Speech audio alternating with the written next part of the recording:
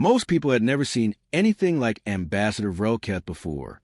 He was almost 8 feet tall, and his whole body was made of living crystal that looked like it was glowing from the inside. When he walked through the door of the Galactic Council Station, the lights above him hit his clear body and broke up into 1,000 tiny rainbows that danced across the polished metal floors. It was both beautiful and strange at the same time. His security team followed him. 3 combat drones hovered silently in the air. Their sleek bodies were covered in sensors and weapons that could respond to threats in a matter of milliseconds. Jack Hayes was the only person in the group. He walked with steady confidence, and his eyes were always looking around the busy station hallway. As soon as they walked in, the whispers began. There were delegates from dozens of alien species in the hallways, and Jack could feel their stares. Some people were interested. Some people looked totally lost. Some people looked like they were about to be offended. Through his translator earpiece, he heard bits and pieces of their conversations that, I S at a person? Protecting Ambassador Vrelketh? No way. People don't even really get how basic energy shielding works. I heard that some of their worlds still use projectile weapons. They've only been on the council for 5 years, right? And now we trust them with our most important diplomats? Jack's face stayed neutral, but he had heard it all before. Humans were the new kids on the block in a galaxy that had been in charge for thousands of years. Most species thought that humans were emotional, impulsive, and not very smart. Their technology was many years behind that of the great civilizations. Their ships moved more slowly. Their weapons weren't as advanced. And the worst part was that people made choices based on how they felt instead of what made sense. That made them dangerous and hard to predict in the eyes of the galaxy. But Ambassador Vrelketh really wanted Jack. 3 months ago, when the Vex Collective was putting together a security team for the most important peace conference in a long time, Vrelketh did something strange. He had learned about how humans fight. He had seen videos of soldiers fighting in real life. He had looked at how they made tactical choices during the border wars and the siege of Proxima.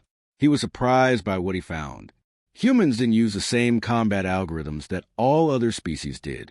They didn't figure out the best way to retreat when the odds were against them. They changed. They came up with answers that no computer would ever suggest because they were either not technically sound or statistically unlikely to work. But somehow they still worked. People could see patterns in chaos that pure logic couldn't. They took leaps of intuition that math couldn't predict. And maybe most importantly, they were ready to take risks that no computer program would ever allow.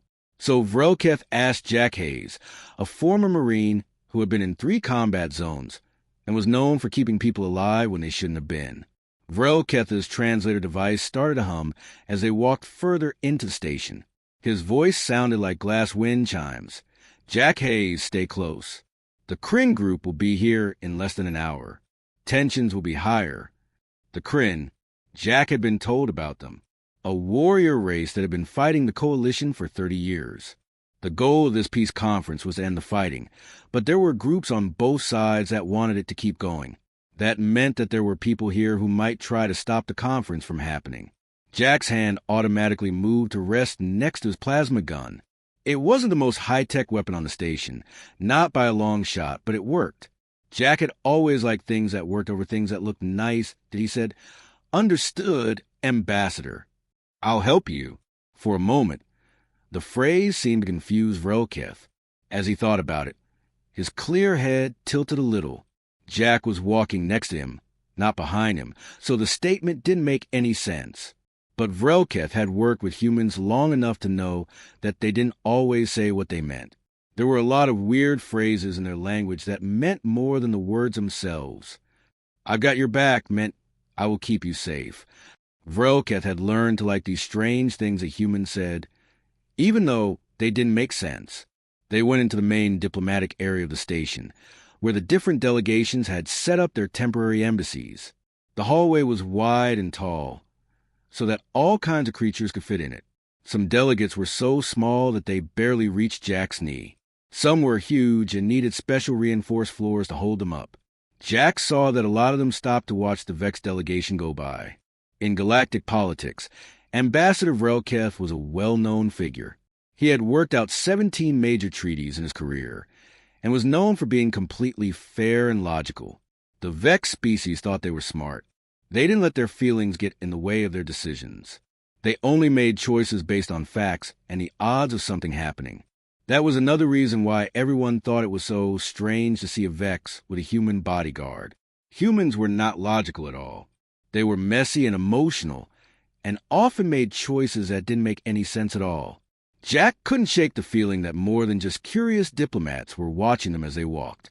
Years of keeping people safe in dangerous places had sharpened his instincts, and they were telling him that something was wrong. He couldn't name any specific threat. The combat drones didn't see anything out of the ordinary, but there was a lot of tension in the air that made his hair stand on end. He stepped a little closer to Vroketh and looked around at the balconies and side corridors. There was danger waiting for them somewhere in the station. Jack could already feel the peace conference before it even started. This was going to take a long time to do. If his gut was right, things were going to get a lot harder before they got better. The conference that could bring an end to a 30-year war was about to start, and Jack Hayes wanted to make sure Ambassador Vroketh made it through, no matter what it took. The negotiation chamber was huge and could hold representatives from more than 50 different species. It was built in a circle, with rows of seats rising up from the center like an old amphitheater. There was only one podium in the middle, and that's where Ambassador Vroketh stood. His crystal body caught the lights in the room and cast soft glows on the faces of the delegates. Jack stood near the edge of the central floor, close enough to deal with any threat, but far enough away to stay out of the diplomatic proceedings. His eyes were always moving, a habit he picked up in the Marines. You don't look at one thing for too long. You clean. You look around. You keep an eye out for anything that seems off. The 3 combat drones were floating about 10 feet off the ground and forming a perfect triangle around Vroketh. Their sensors were constantly scanning the whole room, looking at heat signatures, patterns of movement, and changes in energy. They could see a threat and act on it in less than a tenth of a second. This room was one of the safest in the galaxy by every standard. But Jack's stomach still felt bad. Vroketh's voice echoed through the room as he talked about the terms of the treaty. His translator turned the musical sounds of his native language into something that all species could understand. He talked about trade deals, prisoner exchanges, and lines on the ground that separate countries. All the technical information that could finally bring an end to 3 decades of bloody war. The Kryn war chief, a huge creature with thick scales and scars from battle, sat across from him. The Kryn were born to be warriors, and their culture valued strength above all else. The war chief listened to each suggestion, and then made deep, rumbling objections. His voice sounded like rocks grinding against each other. It was so tense in the room that you could cut it. Jack could feel it coming from every delegate. Some people really wanted this peace. Some people were afraid of what peace might mean for their power, their businesses, and their way of life. Some people got very rich during wars, and they didn't want the fighting to stop. Jack moved his weight a little and put his hand near his sidearm. A Talvin with 4 arms and compound eyes across the room saw him. They nodded to each other quickly. Everyone who worked in security could feel it too. Something was going to happen. Then it did. It felt like the air was tearing apart. Jack could only describe it that way later. 1 second, everything was fine, and the next second reality itself seemed to break apart as energy weapons fired from the upper gallery. Bright beams of superheated plasma shot down into the room. Delegates yelled. Some people dove under their seats. Others tried to get out of the way. In a matter of seconds, everything fell apart. The combat drones responded right away, their programming kicking in with perfect mechanical timing. They figured out where the incoming fire was coming from, found the sources of threat, and moved to protect their main goal. All 3 drones flew toward Vroketh, and their energy shields turned on and overlapped to make an unbreakable barrier around the ambassador. It was exactly how you should defend yourself, what the drones were made to do. Jack's eyes shot up to the top gallery, where the shots were coming from. He could see 2 people shooting, but they were mostly hidden behind support columns. But something didn't seem right. This was too clear, too simple. These killers had to know about the drones and how to get around their security. Jack saw it then. A 3rd gunman. It was hidden in a maintenance alcove at an angle that shouldn't have been possible. And this one wasn't going off yet. He was waiting, and Jack could see that his weapon was charging with a unique glow, a lance of plasma, the kind of weapon that can break through thick armor and turn anything in its way into gas. But the shooter wasn't aiming at Vroketh's current location. Jack's brain took in information in a split second. The drones were following their programmed response pattern to move Vroketh to safety. They had figured out what the biggest threats were, and were moving the ambassador to a safer location. In exactly 1.3 seconds, they would move him 3 feet to the left and 2 feet back, right in the line of fire for the third shooter. The drone's perfect logic had made a deadly hole, based on the threats they could see. They had figured out the best safe place to be, but they couldn't see the shooter because he was hidden, and by the time their sensors did, it would be too late. The plasma lance was already full and ready to go.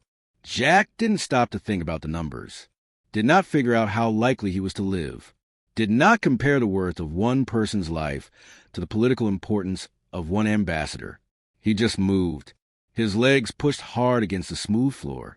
His body flew across the space between him and Vroketh. Time seemed to slow down, like it does sometimes in battle. He could see the plasma lance starting to fire, could see the bolt of superheated energy starting to move toward where Vroketh would be in less than a second. Jack's shoulder hit Vroketh's crystal body hard enough to knock the ambassador sideways, off the path that the drones had been moving him toward. Instead, the plasma charge hit Jack. He had never felt pain like this before. The bolt ripped through his shoulder and into his chest. The superheated energy was meant to break molecular bonds and turn matter into gas. Jack's skin felt like it was on fire, and he could feel his ribs breaking from the heat and the impact. He moved so quickly that he ran into Vroketh and hit the floor hard enough to knock the air out of his lungs. A pool of blood grew beneath him, dark red, on the light-colored floor. Things began to lose their sharpness. Jack's vision was getting narrower, and darkness was creeping in from the sides. He could see Vroketh's crystal face looking down at him through the fog. No damage. Safe. Jack could vaguely hear security teams rushing into the room from somewhere in the background. The sound of gunfire as they took out the shooters. Delegates were still screaming and running, but all that seemed like a long way off. Jack's last clear thought before the darkness took him was simple and clear. It was worth it. He had finished his work. He had kept the ambassador safe. That was all that mattered. Jack Hayes let the darkness take him as his consciousness faded and the pain went away. He was happy that he had made the right choice, even if it meant his death. Things were starting to calm down in the chamber. The security drones were still flying over the upper galleries, their guns aimed at the attackers who had been stopped. The air was filled with the sharp smell of discharged energy weapons. Delegates were slowly getting up from their seats, shaken but mostly okay. The whole attack lasted maybe 30 seconds, but it felt like time itself had been ripped apart. Medical teams were already rushing to the center of the room, where Jack was lying still on the floor. They were running with their scanners out and beeping like crazy. They could see the readings even from far away. Very bad damage. A lot of damage to the chest and shoulder. Blood loss is getting to a dangerous level. Then something happened that made everyone in the room stop and look. Ambassador Vroketh, the calm and rational voice of the Vex Collective, knelt down next to Jack's body. The gasps that echoed through the room were loud. There were shock sounds from dozens of different species that could be heard. This wasn't something Vex did, ever. People all over the galaxy knew the Vex for being completely calm. They took their time. They didn't get scared. They definitely didn't kneel next to people who had died like a grieving family member would. Logic and reason were at the heart of their whole culture. They moved with great care. They made choices based on how likely things were to happen. They didn't get upset about anything. But Vroketh wasn't following any of those rules at the moment. His body, which was made of crystal, was glowing in patterns that most species had never seen before. Light waves pulsed through his clear body, and the colors changed and shifted in ways that looked almost crazy.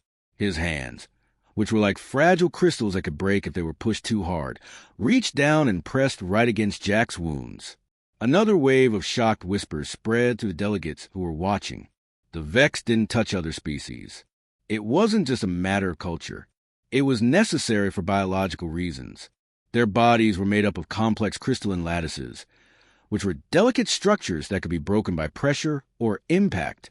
Touching another being, especially with any force, could break things. It hurt them.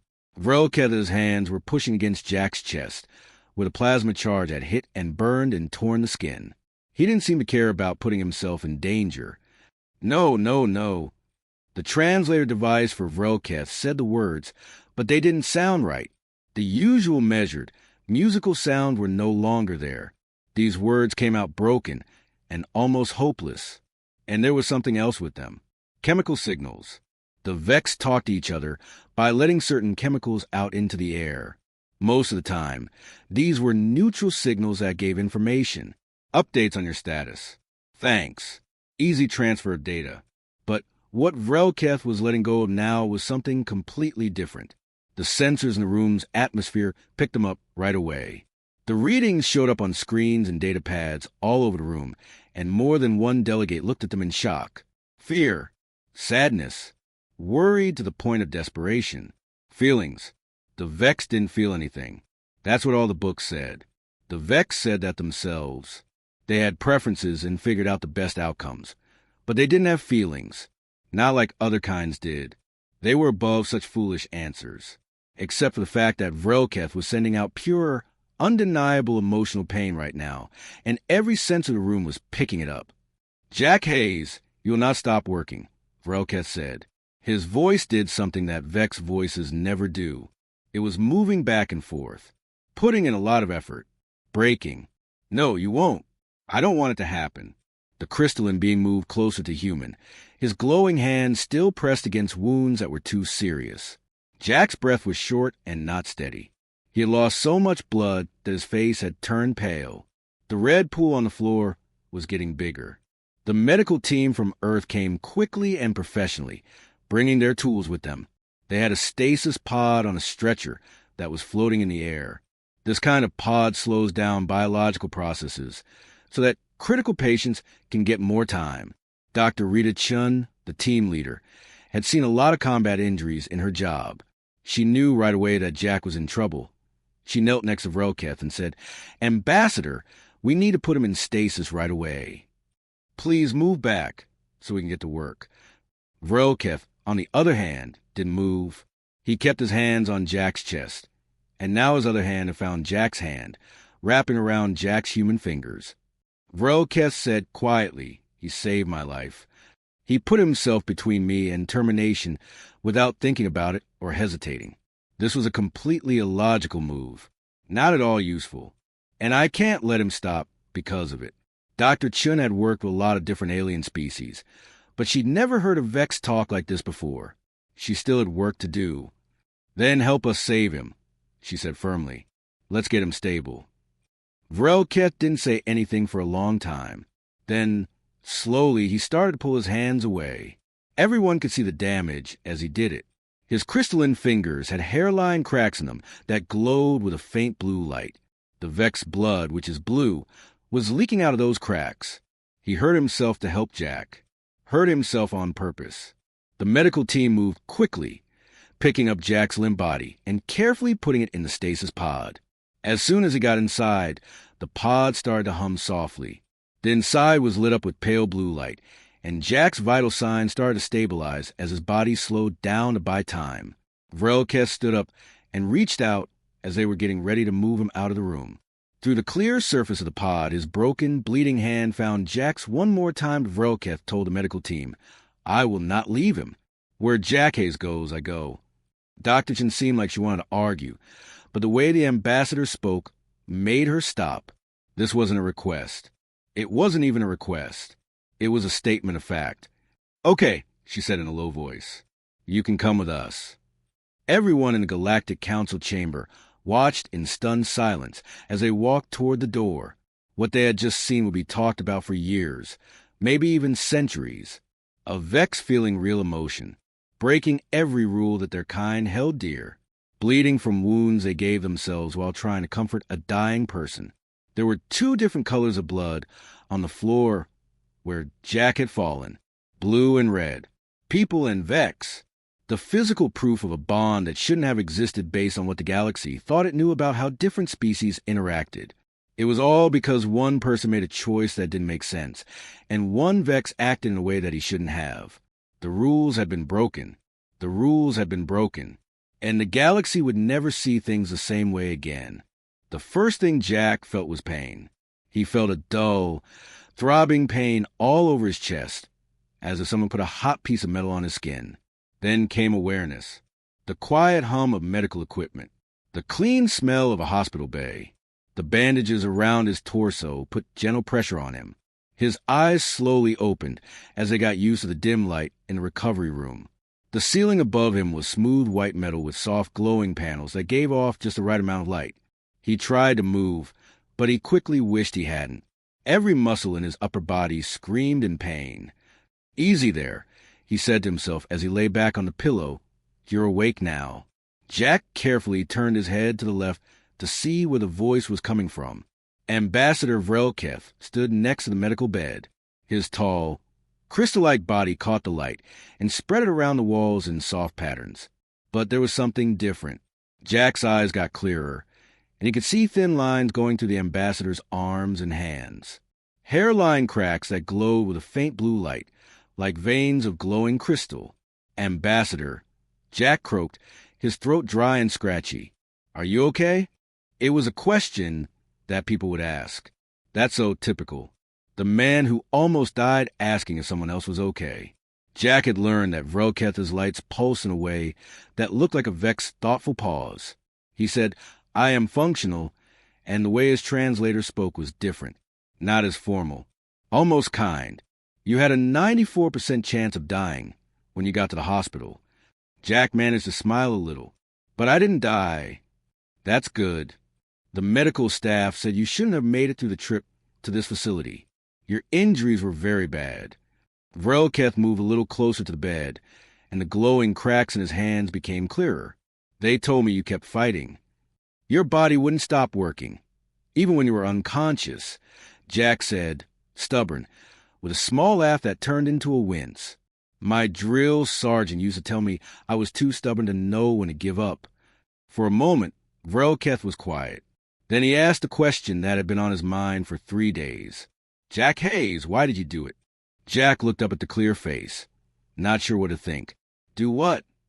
"Get in front of the plasma charge. It made sense to let me get hit. One ambassador can be replaced. Another Vex representative would have been able to continue the treaty talks. Your kind needs you more than the galaxy needs one diplomat." The math was clear. Jack took a deep breath and felt the bandages pull tight across his chest. They hummed softly with some kind of bioelectric current that was probably speeding up his healing process. He was breathing, but it hurt to do so. That was something. Jack finally said, "Maybe the math said that, but you're more than just an ambassador to me. You're—" He stopped to think of the right words. "I have to take care of you. Maybe my friend. I don't know. Math doesn't cover everything, Ambassador."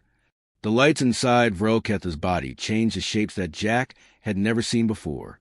Waves of color that moved slowly and seemed almost sad.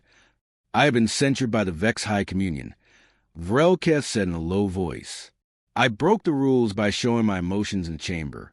Specifically, Clauses 7 through 19 of the behavioral standards for diplomatic representatives. They want me to go back to my homeworld right away." "What?" As Jack tried to sit up, pain shot through his whole body like lightning. He fell back with a grunt. "They can't do that. You didn't do anything wrong. I knelt down next to your body. I touched someone even though it could hurt me.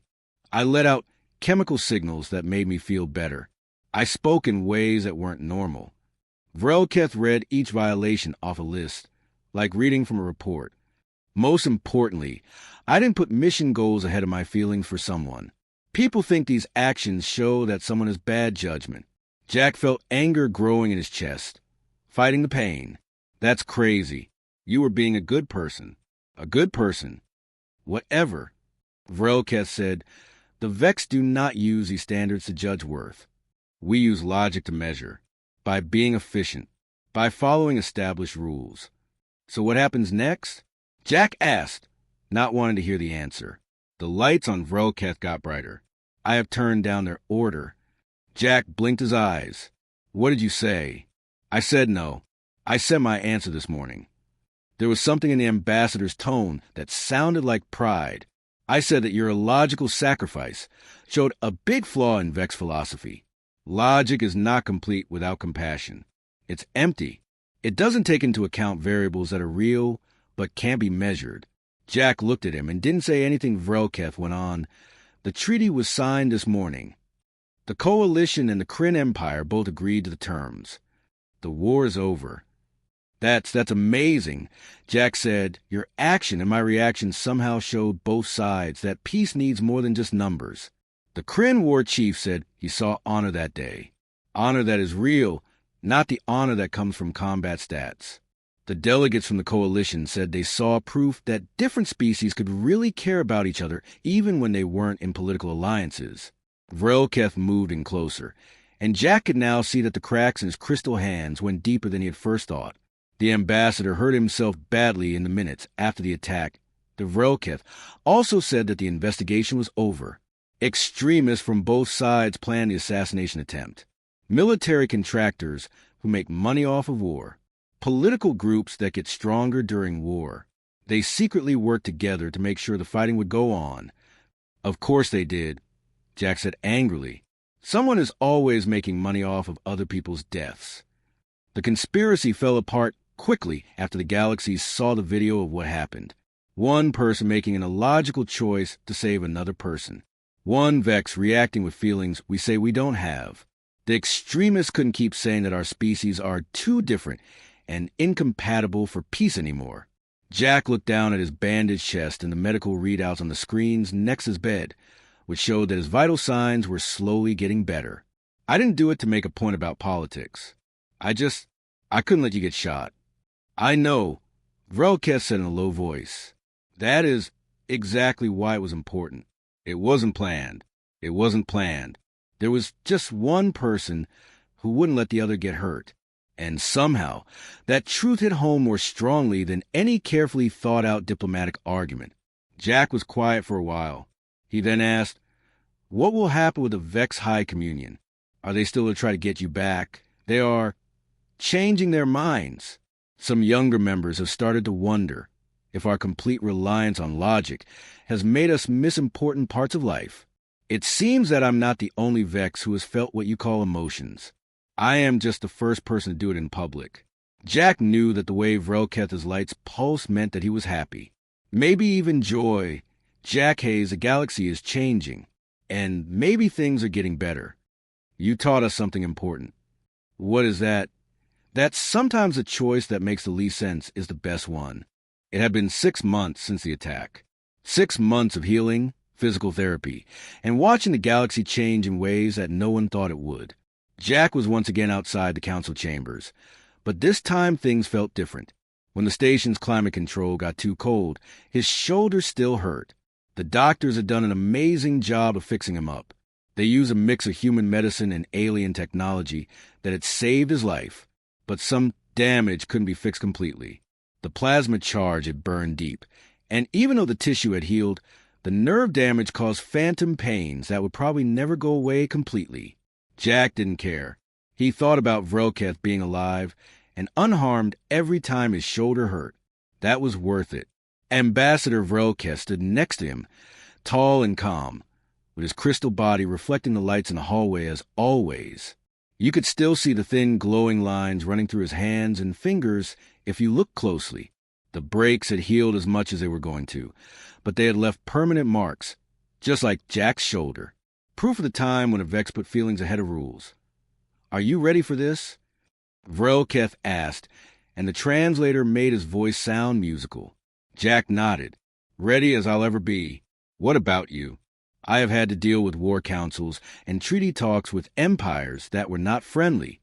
This shouldn't be too hard. Vroketh stopped. And yet, I feel what people would call nervousness. Jack smiled. The ambassador would never have said he was nervous 6 months ago. Things were really changing. They walked in together when the chamber doors opened. Delegates from all over the known galaxy filled the huge round room. There were people in every seat. This wasn't just another normal session. People had heard what Vrelketh was going to say, and they all wanted to be there. Jack could feel hundreds of eyes on them as they walked to the middle. Some were interested, some were doubtful, and some were outright hostile. Not everyone liked the changes that had happened since the attempt on the president's life. A lot of species thought the old ways were just fine. Thanks very much. The speaker, an old Talvin with silver scales and 4 arms, raised one hand to ask for silence. The council recognizes Ambassador Vrelketh of the Vex Collective. Vrelketh walked to the middle podium with the same graceful, measured pace that Jack had seen 100 times before. But he acted differently now than he did before. Maybe more sure of themselves. Or maybe he was just more honest about who he was. Honored delegates, Vrelketh said, and his voice echoed through the room. I am here today to suggest a change to the security rules for the council. A change I call the Hayes Principle. He pointed to Jack, and all of a sudden, everyone in the room was looking at the human bodyguard who was standing at the edge of the central floor. This person made a choice 6 months ago that didn't make any sense at all. He put himself in front of a plasma charge that was meant for me, knowing that there was a 94% chance he would die to save my life. Every math model said that this was the wrong choice, but it was the right one. There were whispers among the delegates. The Hayes Principle says that threat assessment needs to take into account more than just mathematical probability, Vrelketh went on. Our current algorithms don't take into account the measurable protective value of compassion, loyalty, and a willingness to sacrifice. I suggest that all the Council security forces learn what people call intuition, the skill of seeing threats and chances that aren't just based on numbers. The room quickly filled with arguments. Some delegates were standing up and shouting support, while others were loudly objecting. Jack watched everything happen, but he felt strangely distant. This was way too much for him to handle. He was just a guy who did his job and got lucky enough to stay alive. But as the arguments went back and forth, something interesting started to happen. Jack thought that delegates would be against the idea, but they were actually for it. The Kryn war chief, who had been so rude at the first peace conference, stood up and said he supported it. The war chief growled, "I've seen this human principle in action," and his voice echoed through the room. There's honor in it. Real honor, not the fake honor we get from computers. My warriors would be unstoppable if they had even a little bit of this. One by one, other species joined in to help. The Telani hive mind talked about seeing patterns that their combined intelligence had missed. The Dravix explorers said that the scouts who always trusted their instincts over their tools were the ones who did the best. After 3 hours of arguing, the vote was finally called. Jack looked at the screens around the room that showed the results. Beside the names of the species, green lights came on. Yes votes, one after the other. 17 species voted for it, including some who had loudly opposed humans getting involved in galactic affairs just a year ago. The amendment was approved. Jack felt something let go in his chest that he didn't know he had been holding on to. This wasn't just about rules for security. The galaxy was saying that maybe humans had something to offer after all, that it might not always be a bad thing to be emotional and irrational. After the session was over, Jack and Vrelketh walked back to their rooms through the hallways. The station was in its evening cycle, and the lights had changed to warmer, dimmer colors. The hallways were pretty quiet now that most of the people had left. Vrelketh said all of a sudden that the High Communion had decided not to call me back. They sent their last choice this morning. Jack was surprised and looked up at him. That's great news. They say you make my logical processes worse, Vrelketh said, and there was something in his voice that sounded almost funny. Jack smiled. Is that bad? No, Jack Hayes. I think it's the best thing that has ever happened to me. Jack could tell that Vrelketh's lights were pulsing in that pattern. A smile in Vex. This crystalline being showing something so deeply emotional still looked strange, but it felt right. Vrelketh said as they walked, "You taught the galaxy something important." "What is that?" "That sometimes the best shields aren't made of energy fields or logical algorithms. Sometimes they are made of people who care enough to stand between danger and the people they protect, no matter what the math says, who choose connection over math." They turned a corner and went by a window that looked out into the vast emptiness of space. In the dark, thousands of stars twinkled. Each one could be home to a species with its own way of thinking and living. Things are changing in the galaxy, Jack said softly. I can feel it. Yes, Vrelkes said, and maybe it's getting better. Your kind has shown us that there are kinds of strength we forgot about, or maybe they never understood it in the first place. They kept walking, even though they were an unlikely pair that had somehow become best friends. The crystal diplomat and the bodyguard made of flesh. Someone who had learned to feel things they weren't supposed to. The other person had never doubted that feelings were more important than odds. The galaxy was slowly figuring out what Jack had known all along, that the fact that people often ignore their own chances of survival for the sake of others was actually their greatest strength, the readiness to give up something for something bigger than yourself. To protect, not because it made sense, but because it was the right thing to do. And maybe, just maybe, the rest of the galaxy could learn to be a little more like people, not in biology or technology, but in the things that really mattered. Kindness, faithfulness, the stubborn refusal to let the people you care about face danger on their own. Jack thought about how far they'd come as they got to their rooms and said goodnight. 6 months ago, he was just another bodyguard for another diplomat. Now, they were something else. Friends and partners. Proof that you could make the impossible happen if you were willing to break some rules. The whole galaxy was watching. Jack felt hopeful about what was coming next for the first time in a long time.